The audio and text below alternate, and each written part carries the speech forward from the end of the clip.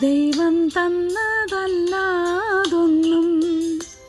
ഇല്ല എൻ്റെ ജീവിതത്തിൽ. ദൈവത്തിൻ്റെ സ്നേഹം പോലെ മറ്റൊന്നില്ല പാരിടത്തിൽ. സുഭാഷിതം. ഹോശേയ പ്രവചനം 9-ാം അധ്യായത്തിൻ്റെ 17-ാം വാക്യം. അവർ എൻ്റെ ദൈവത്തെ അനുസരിക്കായികൊണ്ട് അവൻ അവരെ തള്ളിക്കളയും. അവർ ജാതികളുടെ ഇടയിൽ ഉഴന്നു നടക്കേണ്ടി വരും. My god will cast them away because they did not obey him, and they shall be wanderers among the nations. ദൈവത്തിൻ്റെ കൽപ്പനകളും പ്രമാണങ്ങളും അനുസരിക്കുവാൻ മനസ്സില്ലാതെ അന്യദൈവങ്ങളെ സേവിച്ച് പാപത്തിൽ മുഴുകി മുന്നോട്ട് പോയ ഇസ്രായേൽ ജനത്തിന് ഉണ്ടാകാൻ പോകുന്ന ന്യായവിധിയെക്കുറിച്ചാണ് ഈ വാക്കുകളിൽ കൂടി പ്രവാചകൻ അരുളി ചെയ്തിരിക്കുന്നത്. ദൈവത്തിൻ്റെ ശബ്ദം ശ്രദ്ധിക്കുവാനോ അതനുസരിച്ച് ജീവിക്കുവാനോ ഇസ്രായേൽ ജനം നിരന്തരം വിസമ്മതിച്ചത് അവരുടെ ധാർമ്മിക തകർച്ചയ്ക്ക് മാത്രമല്ല, വരാനിരിക്കുന്ന ന്യായവിധിക്കും കാരണമായി തീർന്നു. ഹോശേയ ദൈവത്തിൻ്റെ വികാരത്തെ വ്യക്തമായി ചിത്രീകരിക്കുന്നു. അവരുടെ മനഃപൂർവമായ അനുസരണക്കേട് കാരണം ദൈവം അവരെ തള്ളിക്കളയും. തന്നെയുമല്ല, ജനതകളുടെ ഇടയിൽ അവർ അലഞ്ഞു തിരിഞ്ഞ് നടക്കേണ്ടി വരും. ഹോശേയ പ്രവചിച്ചതുപോലെ തന്നെ ഇസ്രായേൽ ജനങ്ങൾക്ക് വന്നു ഭവിച്ചു. ദൈവത്തിൻ്റെ വചനമനുസരിക്കാത്ത ജനങ്ങൾക്കും ഉണ്ടാകുന്ന അവസ്ഥ ഇത് തന്നെയാകുന്നു. ദൈവം അവരെ തള്ളിക്കളയും, അവർക്ക് ന്യായവിധിയും ഉണ്ടാകും. ദൈവത്തെ അനുസരിക്കുന്നതിലൂടെയാണ് ദൈവത്തിൻ്റെ വാഗ്ദത്തങ്ങൾ പ്രാപിക്കുവാൻ കഴിയുന്നത്.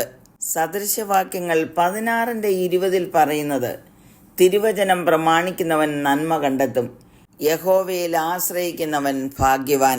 ദൈവത്തിൻ്റെ വചനങ്ങൾ പ്രമാണിക്കുമ്പോൾ ദൈവം വാഗ്ദത്തം ചെയ്ത സകല നന്മകളും നൽകുന്നു. വീണ്ടും ജ്ഞാനി പറഞ്ഞിരിക്കുന്നത്, കൽപ്പന പ്രമാണിക്കുന്നവൻ പ്രാണനെ കാക്കുന്നു, നടപ്പ് സൂക്ഷിക്കാത്തവനോ മരണശിക്ഷ അനുഭവിക്കും. സങ്കീർത്തനക്കാരൻ പറഞ്ഞിരിക്കുന്നു, യഹോവയുടെ വിശുദ്ധന്മാരെ അവനെ ഭയപ്പെടുവീൻ, അവൻ്റെ ഭക്തന്മാർക്ക് ഒന്നിനും മുട്ടില്ലല്ലോ. ബാലസിംഹങ്ങളും ഇര കിട്ടാതെ വിശന്നിരിക്കും, യഹോവയെ അന്വേഷിക്കുന്നവർക്കോ ഒരു നന്മയ്ക്കും കുറവില്ല.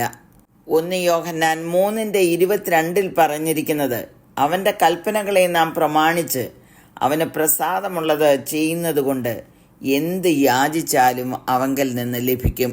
ചുരുക്കി പറഞ്ഞാൽ, ദൈവത്തിൻ്റെ വചനങ്ങൾ അനുസരിക്കുന്നവരാണ് അനുഗ്രഹിക്കപ്പെടുന്നത്.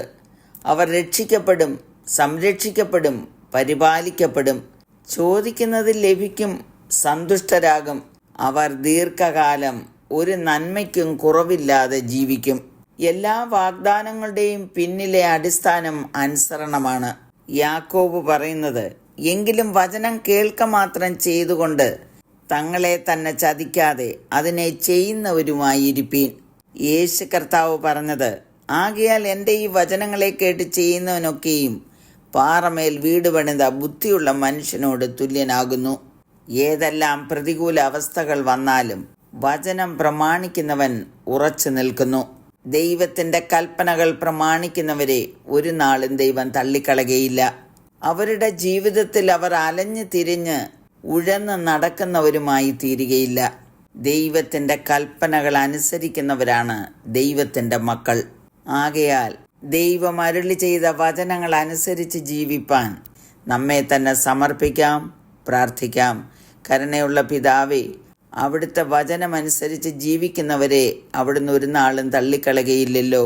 അവർ ഉഴന്ന് നടക്കാത്തവരും ദൈവവചനത്തിൽ പറഞ്ഞിരിക്കുന്ന നന്മകൾ അനുഭവിക്കുന്നവരുമാകുന്നുവല്ലോ. ആകയാൽ അവിടുത്തെ വചനമനുസരിച്ച് ജീവിപ്പാൻ അടിയങ്ങൾക്ക് കൃപ തരണമേ എന്ന് യേശുക്രിസ്തുവിൻ്റെ നാമത്തിൽ അപേക്ഷിക്കുന്നു. കേൾക്കണമേ. ആമേൻ.